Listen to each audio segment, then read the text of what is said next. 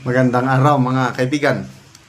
Gusto kong i-share sa inyo ang pahayag ni Senator Amy Marcos. Isang matapang na pahayag ito ha. Sabi niya, ang gobyerno ngayon ay hindi Marcos. Ano daw? Romualdez at Araneta daw ang gobyerno ngayon. Anong basihan ng senadora na Romualdez Araneta ang gobyerno? Okay, pakinggan natin si Senator Amy at bigyan natin ito ng reaction. Ang gobyerno ngayon ay hindi Marcos. Ang gobyerno ngayon ay Romualdez at Araneta.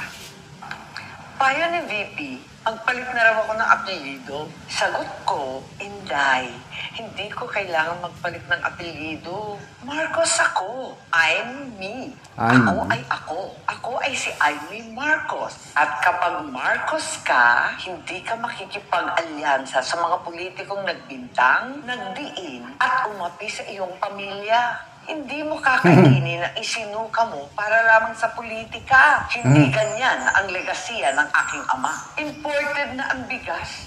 Imported pa ang hustisya. Kaya malinaw. Ang gobyerno ngayon ay hindi Marcos. Ang gobyerno ngayon ay Romualdez at Araneta.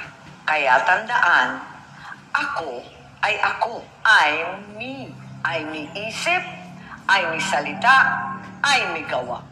Number 39 sa balota, ay may Marcos. Okay. Balitin natin ha. Ang ganda. Napaka-powerful na. Ang ganda. Gobyerno ngayon ay hindi Marcos. Ang gobyerno ngayon ay Romualdez at Araneta. Payo ni VP, magpalit na raw ako ng apelyido. Sagot ko, Inday, hindi ko kailangan magpalit ng apelyido. Marcos ako. I'm me. Ako ay ako. Ako ay si Amy Marcos. At kapag Marcos ka, hindi ka makikipag-alyansa sa mga politikong nagbintang, nagdiin, at umapi sa iyong pamilya. Hindi mo kakainin na isinuka mo para lamang sa politika. Hindi ganyan ang legasiya ng aking ama. Imported na ang bigas. Imported pa ang hustisya. Kaya malinaw. Ang gobyerno ngayon ay hindi Marcos. Ang gobyerno ngayon ay Romualdez at Araneta. Kaya tandaan, ako ay ako. I'm me. Ay may isip, ay may salita, ay may gawa. Number 39 sa balota. Okay. So, grabe no? Siya lang ang political figure ngayon na makapagsalita niyan. Sino ba sa tingin nyo ang may kayang magsalita niyan? Siya lang, dahil siya ay super ate. So agree ba kayo sa sinasabi niya na ang gobyerno ngayon hindi pinapatakbo ng Marcos? Yun ang pagkakaintindi ko ha.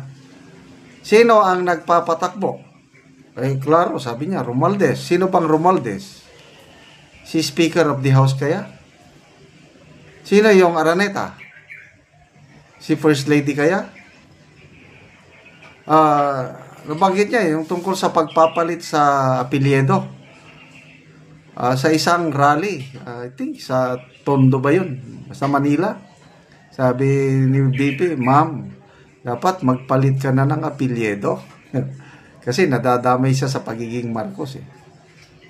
Tapos, dinagdagan pa ni BP, ay sorry ma'am, Romualdez din pala ang middle initial mo. Tanggalin niya ang Marcos. Romualdez ang mother niya, di maging Romualdez siya, di lalong apektado siya. No choice siya, kundi kaya lang may dumipinsan, may nag-open letter kay BP Sara tungkol sa bagay na ito, yung pagpapalit. Sabi ng Marcos loyalist na taga Tondo, hindi dapat si Amy ang magpalit ng apelyido. Dahil si Amy lang ang talagang tunay na Marcos. Si Amy ang nagmana sa kanyang ama, si Marcos Sr. Sabi niya. And I agree. Silang tatlong Marcos, nako, malayo sila kay Senator Amy sa talino. sa malasakit, and everything. So, hindi ako agree na magpalit siya ng apelyido. Sabi ng Marcos loyalist, yung nag-open letter kay si Bongbong daw ang dapat magpalit ng apelyido. Dahil hindi niya nasusunod yung legacy ng Marcos Sr. So, sa open letter na yun, ang dami niyang sinabi ng mga, ano ba yung matandaanan ko, yung EDCA. Noon, Marcos Sr., hindi siya nagpa-control sa mga Amerikano. Kung ano ang gusto ng Marcos Sr., sumusunod ang mga US, yung mga US bases noon, yung Clark, Subic. Nung una, halos ayaw nilang magrenta, but later on, dahil sa galing ni Marcos Sr., nagre-renta sila ng mahal. Ngayon yung EDCA, libre. So, marami siyang sinabi, yung ginawa niya kay Pangulong Duterte. Yun, nireklamo din ng Marcos loyalist na ang mga Marcos, sabi niya, may utang na loob, may pagtanaw ng utang na loob. Itong ginawa ng Marcos Jr., walang utang na loob. So, I don't know kung anong tingin nyo kay Senator Amy. Basta ako, sa aming balota, ito, more than 6,000 na itong sample ballots namin. Yan, Duterte. Kaya lang, may Amy Marcos, yung plus 2 namin at Camille Villar. More than 6,000 na i-distribute na namin. At nagpapasalamat pa yung mga dinistributan namin na wow, salamat at hindi na kami mahirapan. Kaya lang, halos lahat nagtatanong, bakit kasama si Amy? Kailangan naming magpaliwanag.